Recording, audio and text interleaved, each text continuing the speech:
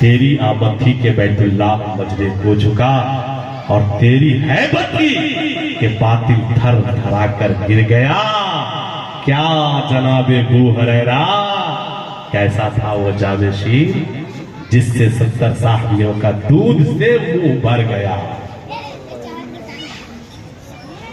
बैतुल्लाह मजरे करने लगा। अब ये यहूदी आलिम और दंग हो गया, चौंक गया। क्या बात है, अब्दुल मुत्तलिब झुक रहा है कि खाना काबा झुक रहा है? और दंग हो गया। अब जैसे ही वो नजदीक आया तो बच्चे को देख करके यहूदी आलिम दंग रह गया और कह रहा कि अब्दुल मुत्तलिब, अरे तुम बहुत खुशनसीब हो, जिसका इंतजार था वो आ गए, मक्की सरकार आ गए, मदनी ताजदार आ गए, गरीबों के गमगुसार आ गए। अब्दुल मुत्तलिब एक और चीज दिखाओ, जरा बच्चे को पलटाओ, इसकी पुष्ट की जानिब में एक चीज देखना चाहता हूँ। जब पुष्ट की जानिब दिखाया गया तो मोहरे नबूवत, पुष्ट के ऊपर मोहरे नबूवत एक गोश्त उभरा हुआ था। जब वो यहूदी आलिम अल्लाह के महबूब जनाब मुहम्मदुर रसूलुल्लाह सल्लल्लाहु अलैहि वसल्लम के पुष्प पर मोहरे नबूवत को देखा, बेहोश होकर जमीन पर गिर गया। अब्दुल मुत्तलिब चौंक गया। क्या बात है, अब तक तो ये आदमी बड़ा खुश था, अब ये जमीन पर कैसे गिर गया? क्या बात है? उसे पानी का छिड़क दिया, होश में लाया गया, उठाया गया, कहा यहूदी आलिम तुम तो बड़ा खुश था, लेकिन तुम बेहोश होकर क्यों गिर गए? कहा अब्दुल मुत्तलिब, ये तेरा पोता है ना, बहुत बड़ा मर्तबे और रुतबे वाला पोता है। कहा कितना बड़ा? कहा अब्दुल मुत्तलिब खुशनसीब हो, जहां तक खुदा की खुदाई होगी वहां तक तेरे पोते मुस्तफा की मुस्तफाई होगी और वहां तक तेरे नाम की बड़ाई होगी। सुभान अल्लाह। और सुनिए, वहां तक तेरे नाम की बड़ाई होगी। कहा बात तो समझ गए, लेकिन तुम बेहोश होकर क्यों गिर गए? ये कारण बताओ ना। कहा अब्दुल मुत्तलिब, बेहोश होकर मैं इसलिए गिर गया कि तकरीबन 4,500 से ज्यादा अंबिया बनी इसराइल में आए, बनी इसराइल में पैदा हुए और ये नबियों के सरदार आए हैं, गरीबों के गमगुसार आए हैं, मक्की सरकार आए हैं। हम लोगों की ख्वाहिश थी कि नबियों के सरदार जब 4,500 से ज्यादा अंबिया बनी इसराइल में पैदा हुए तो नबियों के सरदार भी बनी इसराइल ही में आएंगे। हमारी ख्वाहिश थी कि नबियों के सरदार बनी इसराइल में आते, लेकिन आ गए बनो इस्माइल में, इसीलिए मैं बेहोश होकर गिर गया। अलगर्ज मेरे दोस्तों, पूरी दुनिया के लोग एक ही धर्म के आदि फॉलोवर है। हमारे हिंदू भाई हैं, वो भी सनातन धर्म को मानते हैं। सबके नमाज का यही तरीका था, लेकिन उसमें चेंजिंग, तो इन्होंने भी चेंजिंग कर लिया।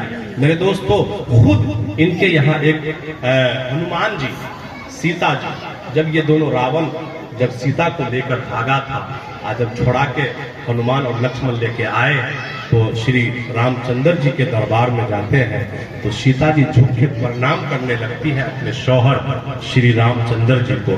वो उठाते हैं, ये सर मेरे पांव पे झुका रही हो सीता, ये क्या कर रही हो?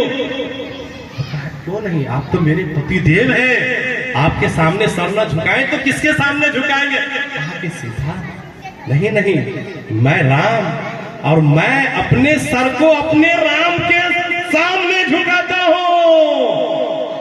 तुमको अगर सर झुकाना है तो इस राम के सामने नहीं, राम का जो राम है उसके सामने अपने सर झुकाओ। बगल में हनुमान सुन रहे थे, कहा श्री रामचंद्र जी छुपा कर रखे थे, वो भी एक और राम है।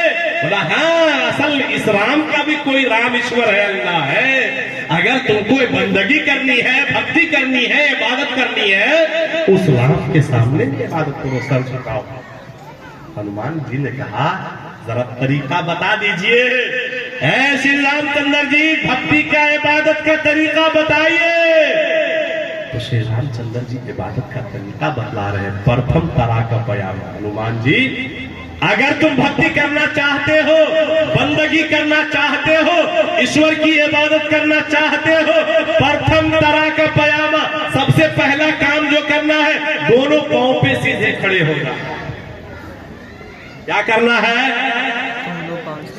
क्या करना है? दोनों पांव पे सीधे खड़े हो जाना है। द्वितीय अंतरीय चंद्रिका, इबादत में दूसरा काम ये करना है, आधे चांद की तरह हो जाना है, गोया रुकू में चला जाना है। आधे चांद की तरह कब होते हैं? जब हम लोग रुकू में जाते हैं। तृतीयम दंड मुचियम, तीसरा काम ये करना है, दंड बस्ती करना है। जब आप कयाम कर लिए, जब आप रुकू कर लिए, तो अब आपको सीधा खड़ा होना है, सजदे में चला जाना है, दंड बस्ती करना है। जब आप रुकू भी कर लिए, कयाम किए, रुकू किए, सजदा कर लिए, चतुर्थ कुंडलाकार, चौथा काम जो करना है वो ये कि कुंडली मार के जैसे सांप बैठता है वैसे आपको बैठ जाना है, गोया कायदे उला कायदे अखीरा तशहुद में बैठ जाना है। पंचम बिंदु संयुक्त इबादत में पांचवा काम और आखिरी काम, हनुमान जी भक्ति करने में, इबादत करने में, बंदगी करने में अपने आप को अपने ईश्वर के सामने ऐसे पेश कर देना है, गोया मैं ईश्वर को देख रहा हूं। अगर ईश्वर को तुम नहीं देख पाते हो, ये गुमान करो ईश्वर हमें देख रहा है। अलगर्ज मेरे दोस्तों बुजुर्गों, कहने का मतलब ये है कि ये इबादत असल इबादत है जो आज भी अल्हम्दुलिल्लाह हम लोग इसी अंदाज में इबादत करते हैं। एक ही दुनिया में धर्म है, मजहब इस्लाम। अब जिम्मेदारी तमाम के तमाम लोगों की है कि असल मजहब कौन है, इसको परखने की। मैं ये नहीं, हमारे अंदर ये जुर्रत नहीं है मैं ये कहूं कि आप गलत है, वो गलत है, वो गलत है। अल्लाह ने आपको खुद अपने सलीम से नवाजा है, आप खुद सोच सकते हैं असल क्या है, नकल क्या है। आप खुद समझ सकते हैं कि किसमें कामयाबी है और किसमें नाकामी है। बस ये चंद बातें बार बार हमें इशारा हो रहा है। आपकी मोहब्बतों को अल्लाह सलामत रखे। और जिस मदरसे की निस्बत से हम सब यहाँ जमा हुए हैं, मदरसा दारुस्सलाम, मैं आपको एक पैगाम देके और जा रहा हूँ कि लोगों, दारुस्सलाम का आप मिंबर बनिए।